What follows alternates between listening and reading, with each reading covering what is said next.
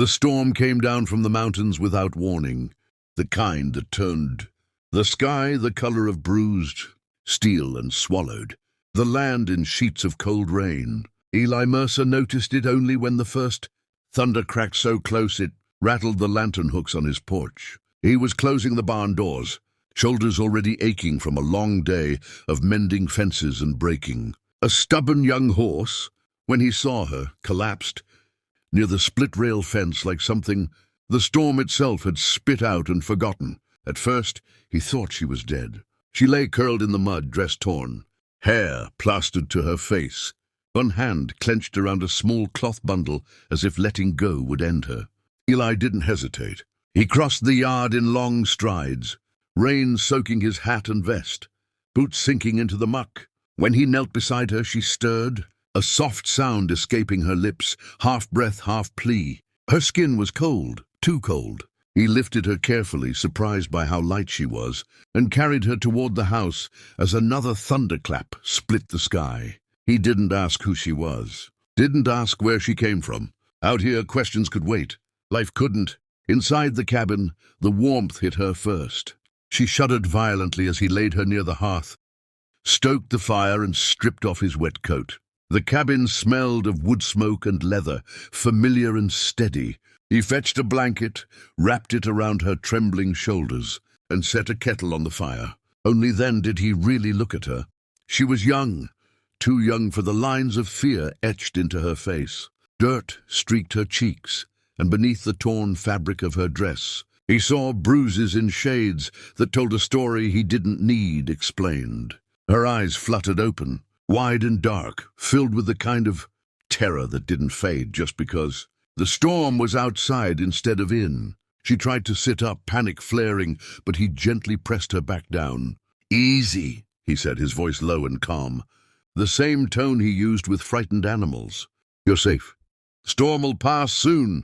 She stared at him like she didn't believe a word. Maybe she couldn't afford to. She drank the warm water he offered with shaking hands, spilling more than she swallowed. When she finally spoke, her voice was barely more than a whisper. I didn't know where else to go." Eli nodded once. "You're here now." That was all he said. He didn't ask her name. He didn't ask why she'd been running through the wilderness in a storm. He'd learned long ago that people shared the truth when they were ready or never at all. Silence, when offered without judgment, was sometimes the greatest kindness. She slept after that, exhaustion dragging her under like a tide. Eli stayed by the fire, cleaning his revolver more out of habit than need, eyes flicking to her every few minutes. He'd seen trouble before. It had a way of finding lonely places. Morning came grey and quiet, the storm spent. She woke slowly, blinking at the light filtering through the window. For a moment, confusion clouded her face. Then memory rushed back, and she pulled the blanket tighter around herself. Eli was at the table, slicing bread. He looked up, offering a small nod. "Morning." She hesitated, then whispered, "Thank you." Her voice still shook.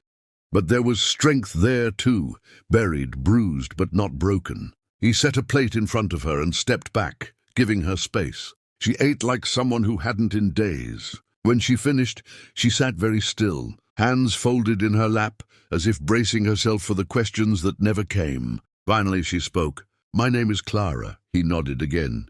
"Eli." That was the extent of their introductions. She stayed. One day became 2, then 3. Clara helped where she could, sweeping, cooking, mending clothes with careful hands. She spoke little, but when she did, there was intelligence and warmth beneath the fear. At night, Eli sometimes heard her cry out in her sleep, sharp, panicked sounds that cut through the quiet like a blade. He never mentioned it. During the day, he showed her where the creek ran clean, where the sun hit warmest in the afternoons. She smiled once when she watched the horses, a real smile that reached her eyes, and it struck him harder than he expected. He told himself it was just relief, gratitude, nothing more. Trouble announced itself on the 4th day in the form of riders on the ridge. Eli saw them first, 3 men, silhouettes against the sky. They weren't ranchers. They rode too tight, too alert, scanning the land. He felt the old tension coil in his gut. That night he cleaned his rifle and barred the door. Clara noticed. "Are they looking for me?" she asked quietly. He met her gaze, measuring his answer. I don't know, he said truthfully, but no one's taking you from here. She swallowed, eyes glistening, and nodded. Later, when the fire burned low and the night pressed close, Clara finally broke. She sat across from him, hands clenched, breath shallow. There's something you need to know, she said. Eli waited. She struggled, tears slipping free despite her efforts. They'll keep coming. He won't stop. Eli's jaw tightened. Who? Her lips trembled as she whispered the name. The sound of it hit him like a gunshot. The name belonged to a man Eli Mercer had buried years ago, or so he thought. The past surged up, dark and violent, and for the first time since Clara had stumbled onto his land, Eli asked himself whether, taking her in without questions, had just brought the one thing he'd spent his life running from straight to his door. If this story has you hooked already, don't forget to subscribe to the channel, because what comes next will change everything.